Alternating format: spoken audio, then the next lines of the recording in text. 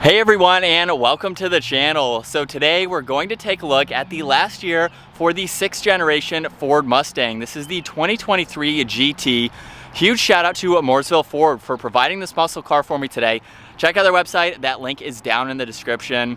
So this GT is finished off in Oxford White, and we'll go over the MSRP once we go over all the specs and features and get this out on the road. So let's start off with what powers this GT. This has a 5-liter naturally aspirated V8 paired to the 6-speed manual transmission. It pumps out 450 horsepower, 410 pound-feet of torque. That power sent to the rear wheels. This weighs in right around 3,700 pounds. It'll do 0 to 60 in just over 4 seconds with a top speed of 168 miles an hour. It also has a fuel capacity of 16 gallons. You'll expect to see around 15 miles per gallon in the city, 24 out on the highway. This also has a wheelbase of 107.1 inches. Its overall length is 188.3. It has a width of 75.4 and a height of 54.4 inches. As we move on to the exterior styling now for the 6th generation Ford Mustang, you will notice that it really hasn't changed over the last several years for this being in production. But we'll start up front where this does have a gloss black grille. It's very narrow and wide, with the Pony logo front and center, plenty of cutouts to provide a lot of cooling to that engine. I like how it breaks up all of the white, so it's definitely a nice touch. This also has LED headlights, DRLs, and turn signals with that classic Mustang design within those housings. There's some more functional air vents just underneath those turn signals, and then of course right in the middle. And this also has a front splitter. You will see that finished off in black, and then hood vents too with some nice lines coming down the hood. As we work our way to the side, this has the upgraded 19-inch wheels. They are 8.5 inches wide. You can see they are finished off in gloss black too, where this also has 4-piston calipers in all 4 corners. That 5.0 badge is just behind that. And then there's some crisp lines at the height of the door handle and in the lower section there. The roof is also finished off in gloss black. No sunroof, but this has some nice lines on both sides. A little bit of a bulge for your driver and passenger for a little bit better headroom. All of the window trim is blacked out too, so you can see that theme going for this particular model. And everything flows nicely all the way to the rear. You'll even notice another line right there before we get to the taillights, which also have that sequential turn signal and the 3D dimension to that housing, which is very nice to see. Now this also has gloss black for the trunk mounted spoiler. It's right in the middle where you can see GT along with the backup camera. There's all these sensors and some fins in that lower diffuser just to add to that aggressive look. And this model even has the upgraded active quad tip dual exhaust, which we will start up in just a second. But let's work our way to the cargo space now, where I can use the button on the key fob or the hidden button just above the license plate. So that will pop it open to where we can lift it up the rest of the way. And for this 2-row vehicle, there's actually a decent amount of trunk storage space. So you could use this as a daily driver, and you have a lot of space. You can even put in items sideways if you need to. Underneath the floor, this does come with a spare, so you can see that along with a little bit of extra storage if you really need to place some items there. And then the back seats also fold down to give you that much more practicality, again, if this is your only vehicle. Now on the inside of the trunk lid, there is no grab handle, but you can just grab this section here and easily close up the trunk. Now as we work our way to the interior, you can lock and unlock this using the door handle, which is of course very convenient. And for this door panel, it has a really nice design. You can see the leather on the armrest with some stitching right above that, some brush trim for the release handle and on that grab handle, a little bit of storage in the lower section, and then all the window and side mirror adjustments. And then Mustang is also written out down on the door sill, which is nice to see. And for this model, this does have the cloth seats with more of that stitching. Mustang is right in the middle of the insert, and they are manual adjusting, so all of those controls are down on the side. To work our way to the back seats now, all I need to do is pull on this tab where you will see that backrest move forwards. From there, you can actually power control to be able to move it forwards, so that is nice to see. And then at 5'10", I have a good amount of space in the back. Now, of course, you're not buying this to be a full 4-seater. You can see there is no legroom on that passenger side, and my head is just up against the glass. If I needed a ride around town, I could make it doable, but you're really using this for extra interior storage, especially for having a muscle car like this. It makes it a lot more practical to use for storage, to throw in that third or fourth person if you need to. but you really don't have any amenities. It's just if you need to put anything in the back. It is nice that they dip down a little bit for the bottoms there to give you a little bit more headroom. And then you do have the tab on the back of the seat, so that way you can use that as the passenger to get back out. And then from there, I do have to manually put the backrest back, and then I can automatically slide the seat back the rest of the way.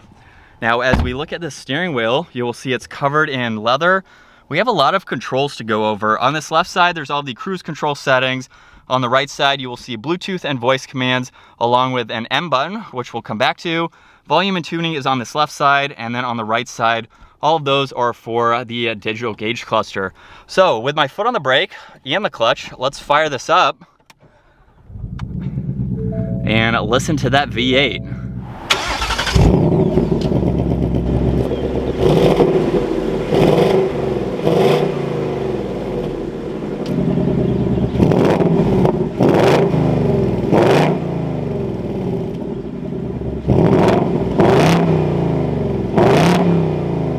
And coming back to the gauge cluster setup, you will see the tach and engine temperature on that left side. Right side is the miles per hour in the fuel gauge. And right in the middle, you can go through a lot of information. Currently under settings, I can go into the exhaust note where you just heard the difference between all of these. You even have the quiet startup. So if you don't want to be that neighbor, you can quietly leave and then put it into one of the modes once you get out on the road. You can also go through your driver assist, so you can monitor all these standard safety features just depending on what you would like to have. You can look at track apps too, so you have a status screen where you can monitor the different driving modes that the vehicle is currently in. You have an accelerator timer, your brake performance, even line lock, which you can activate. So you can have these tires warmed up and ready to go when you are ready to hit the drag strip. You can look at trip and fuel if that's important to you, and then you have the gauge mode too, which brings you to all of this information that you can quickly monitor and have pulled up. So you can easily go through all of that, and then we can go back to all this information just depending on what you would like to see. Now over on the left side of the steering wheel, you will see all the headlight adjustments along with some dimmer switches. There's also one air vent. And then as we work our way to the center, you will see 3 air vents at the top, and then underneath that is the 8-inch touchscreen system. So this is unchanged from previous models. If I click on the home icon up top, that will bring you to the page that is currently shown. So we have media along with the compass, and then you can add your phone. And then at the lower section, these are all the climates. So everything is a shortcut here. It is all fixed. So that way you can quickly go through some of this info and set everything up the way that you would like to. So there's not a whole lot of info, but for a car like this, a driver's car with that manual transmission, it gives you what you need to see on a daily basis. Now underneath that, you will see power along with some tuning and play and pause controls. Volume is on that left side. There's more tuning and seek on that right side there. And then there's some physical buttons for the climates right in the middle. So if you're not on that upper screen, you can quickly go through all this information and set this up as you would need to. And then to the right side of the engine start stop button, we have a few toggles. So there's the hazards, traction control, a few different modes for the steering wheel. So you will see a normal along with sport and comfort. And then the button next to that is the additional driving modes where you will see a normal, there's also sport plus, there's track. You do have to hit OK to make sure you are in track. There's also drag strip, and then snow and wet. So depending on how you're driving your rear wheel drive Mustang, you have a few different options. There's also some auxiliaries and a little bit of storage in front of the shifter. So with my foot on the brake and the clutch, I can push this all the way to the left and up. You will see the backup camera up here where you do have 2 different angles there, just depending on the visibility that you need. And then from there, we can go through the rest of this 6-speed manual. Behind that, this still has the manual parking brake. There are 2 cup holders to the right side of that. For the center armrest, you can see there's a little bit of storage along with some auxiliaries so you can charge electronics. On the passenger side, you will see the Mustang badge and then a little bit of storage space in that glove box. We'll take another look at the interior where visibility is pretty good. That's a thin pillar back there, so it makes it very easy to see in both directions. And then up top above the rear view mirror, we have the dome lights. All right, so as we get behind the wheel now, for the last year for the 6th gen Ford Mustang, this GT Coupe has an MSRP just over $45,000. If you go with the GT Premium Coupe, you get a few more options and I think you're still right under that $50,000 mark. So for sub 50 grand, you get a naturally aspirated V8, manual transmission, pretty practical, everyday style muscle car that also gives you the performance you're looking for if you want a sports car and you want something that you can daily drive. And we're in track right now. It's got a good exhaust note to it, which I like to hear. You can put it into quiet, as you heard in those earlier revs, just depending on how you want to drive this car. I think it's really cool to have that style of an exhaust, which is an upgrade for this GT that we're in right now. I also want to touch briefly, however, on the 7th generation Ford Mustang, because we have the 6-speed manual right now. You can get a 10-speed automatic. I don't really like the 10 speeds in the Mustangs, but as we got a Mustang wave there, I truly like the 6-speed, but it just depends on what you want out of your car. For the 7th gen Mustang, Ford is still retaining the manual transmission. So I love that Ford is keeping it alive for the next year. And for the next year, it's really not going to be a new car. It's just going to be like a more redesigned vehicle. So it's based on the same chassis as the one that we're in right now, just with some minor differences, tech features, things like that. So if you like the current 6th generation Ford Mustang, 2023 is it. This is the last year before they come out with the 7th generation, which will be considered a 2024, and they will start coming out the late end of 2023.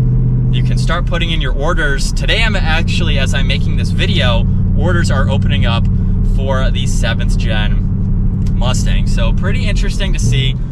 The 6th gen that we're in right now came out around 2015, so it's been quite some time for this body style and what Ford has offered for the Mustang. So it'll be very cool to check out the next model year for this. As we slow down, rev matching is actually very easy in this car. I don't know if it has active rev matching. I might have missed that on the center gauge cluster, but the pedal box is so close that it's very easy to rev match these downshifts. So it's a fun driving car.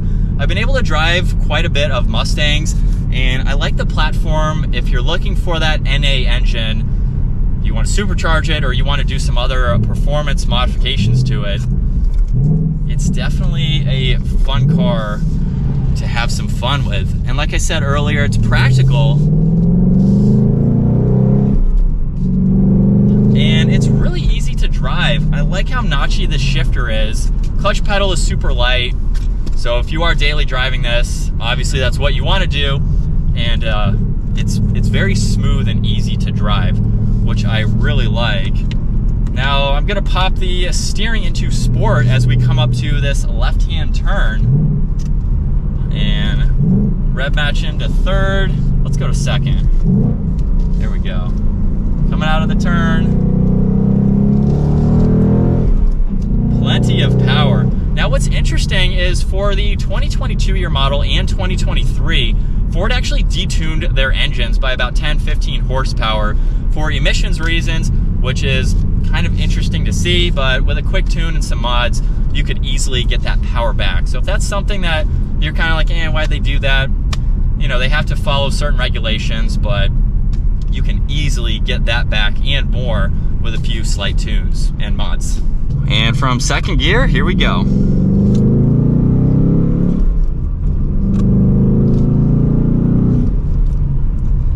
Definitely has a good exhaust note to it in track mode. And if you want to go into quiet mode for whatever reason, you have the option to do that, which I really like. For under 50 grand, you're getting a pretty well-rounded muscle car.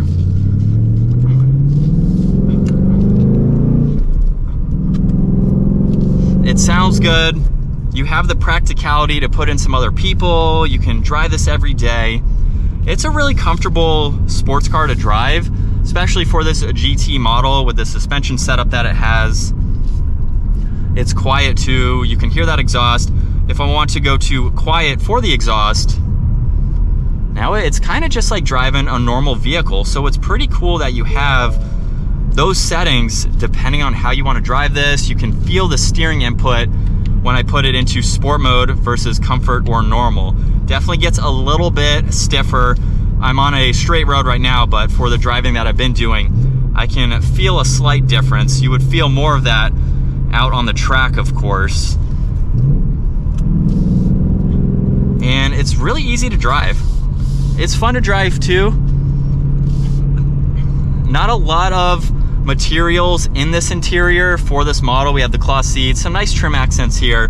So of course you can up your budget just depending on what you are looking to get. But for under 50 grand, I think you do get a pretty nice interior with what you need.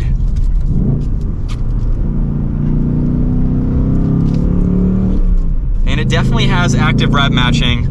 I can definitely feel that as I come to the downshifts there. But aside from that, we have plenty of visibility. It's very open feeling for this compact two-door vehicle.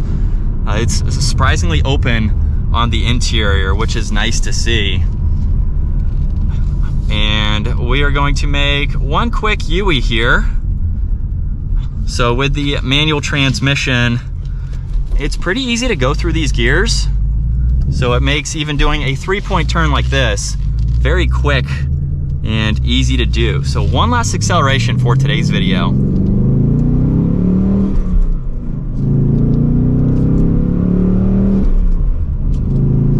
And that is going to wrap it up for the last year 2023 Ford Mustang GT Coupe. Huge shout out to Mooresville Ford for providing this vehicle for me today. Check out their website. That link is down in the description below. If you enjoyed today's video, give it a huge thumbs up. Consider smashing that subscribe button so you don't miss out on our daily uploads. I'll see you all in the next video.